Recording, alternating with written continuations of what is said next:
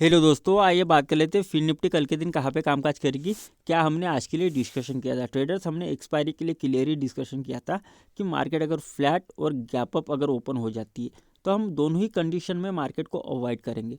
क्यों? क्योंकि इसके पीछे का एक रीज़न था। रीज़न ये था कि आज फिन निफ्टी की एक्सपायरी थी और एक्सपायरी के दिन जनरली क्या होता है कि रिटेल ट्रेडर को, जो अगर मान लीजिए अगर रिटेल ट्रेडर ने सुबह सुबह कोई स्ट्राइक प्राइस खरीदी, आज मार्केट गैप ओपन हुई, यहाँ पे 21,100 के आसपास ओपन हुई, तो मान लीजिए अगर रिटेल ट्रेडर ने यहाँ पे अगर पुट की पोजीशन बनाई 21,100 वाला ही पुट अगर रिटेल ट्रेडर ने बाय करके रखा है, या आप कॉल ले लो, आप कोई भी ले लो, जो बाय करके रखा है वो यहाँ पे चल कितने का रहता है, सुबह सुबह वो चलता रहता है कितने का, लगभग 90 रुपये या मेरे को 80 रुपये के आसपास का वो प्रीमियम रहता है।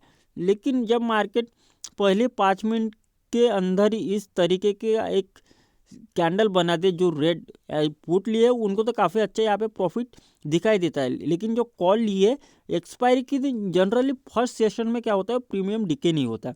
तो यहाँ पे उन्होंने अगर 90 का लिया होगा तो यहाँ पे ज़्यादा से ज़्यादा वो 70 रुपये का ट्रेड करता हुआ दिखाई देता है।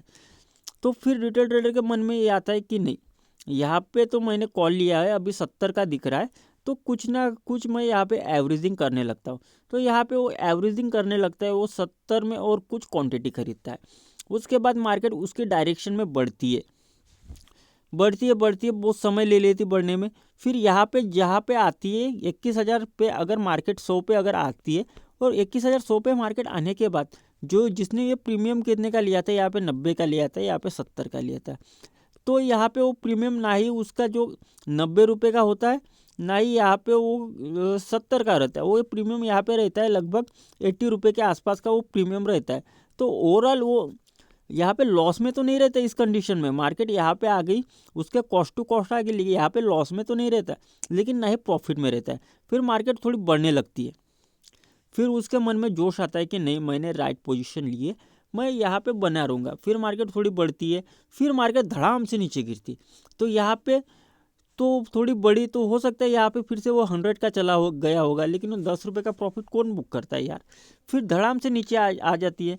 तो वो जो फिर प्रीमियम क्या है, 12 बजे के आसपास कितने रुपए का दिखाई देता है, वो 40 रुपये का या मेरे को 30 रुपये का दिखाई देता है। और फिर उसको ऐसा लगने लगता है कि नहीं, अभी और हो सकता है मार्केट में एक झटका आया होगा कॉलर्स को निकालने के लिए, यानी कि जिसने कॉल की पोजीशन होल्ड करके गए उनको निकालने के लिए हो सकता है एक झटका आया होगा। तो फिर वो यहाँ पे फिर एवरेजिंग करता है।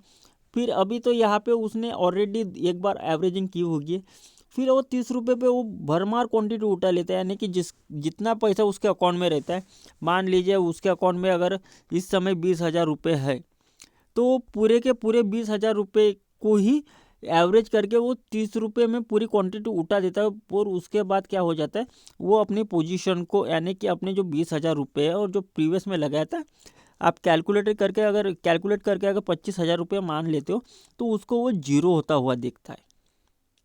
और यही रिटेल ट्रेडर की खासियत है। रिटेल ट्रेडर लॉस वाली पोजीशन को कट नहीं कर पाता और प्रॉफिट में वो बैठ नहीं पाता। यही एक सबसे, मैं कहूँ तो बेकार बात है रिटेल ट्रेडर की, और यही मैं क्या करना चाहता हूँ कि चेंज करना चाहता हूँ। खैर, इसी टाइप से आपके साथ भी कभी ना कभी हुआ होगा, तो हुआ है तो प्लीज़ कमेंट में बताना। और आज आपने अगर ट्रेड नहीं की तो मैं कहूँगा आप एक बहुत ही अच्छे ट्रेडर बनने वाले हो, या मैं को बनने की आपने शुरुआत की है। खैर, आइए बात कर लेते कल के लिए लेवल्स की। देखिए, कल के लिए अगर आपने कैरी फॉरवर्ड अगर कुछ लाया होगा कॉल या पुट, तो मैं अगर कहूँ तो जिन्होंने आज कॉल या पुट लाया उन्होंने बहुत ही गलत किया। क्यों? क्योंकि मार्केट में क्या है, 21,140 एक बहुत ही बड़ा रेजिस्टेंस लेवल है, और दूसरा जो रेजिस्टेंस लेवल है मार्केट में वो ये आज का लो। आज का लो कौन सा है? 20,940। 20,940 आज का क्या है, लो। एक ये क्या है, रेजिस्टेंस है, सॉरी, 20,940 ये सपोर्ट लेवल है, और 21,140 एक रेजिस्टेंस लेवल है। तो हो सकता है मार्केट कल इसी के बीच में खुले, तो ना ही यहाँ पे जिन्होंने कॉल की पोजीशन लाई उनको प्रॉफिट हो, ना ही जिन्होंने यहाँ पे पुट की पोजीशन लेके रखे उनको प्रॉफिट हो। तो ओवरऑल जिन्होंने आज होल्ड करके रखे उन्होंने काफ़ी, मैं कहूँ तो मार्केट के लिए पैसे अपने पास से दे दिए। आइए बात कर लेते हैं, कल अगर मार्केट फ्लैट ओपन हो जाती है, तो फ्लैट ओपन हो जाती है तो बेस्ट मार्केट रहेगी पुट साइड में। देखिए फिन निफ्टी में मैंने आपको अलग सिनेरियो बताया, फिन निफ्टी का अलग है। तो पुट साइड में हमारी एक क्लियर ट्रेड बन सकती है, क्योंकि क्या होगा ना कि अगर फिन निफ्टी खुलेगी तो वो जो सेलर है वो किसी भी हालत में फिन निफ्टी को 21,140 के ऊपर नहीं जाने देंगे। तो फ्लैट ओपन हो जाती है, फ्लैट ओपन होने के बाद अगर हमको 21,140 के आसपास मिलते हैं तो खाली हम यहाँ पे 10 पॉइंट का रिस्क लेंगे। 10 पॉइंट यानी कि 21,150 का यहाँ पे हम अपना एसएल डालेंगे। 140 के जिसने आसपास मिलती है हम यहाँ से पुट की पोजीशन लेंगे। टारगेट हमारे फिर से 20,940 करेंगे।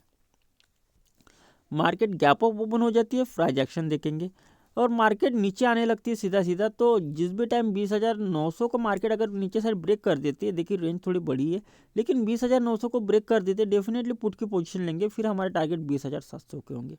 टारगेट काफ़ी बड़े इसीलिए कल हो सकते हैं एसएल भी बढ़ा रहे। तो एसएल आपको 35 पॉइंट का लगाना है। आई होप कि आपको लर्निंग लेवल्स और कैरी फॉरवर्ड पोजीशन आपको समझ में आए होंगे। Thank you.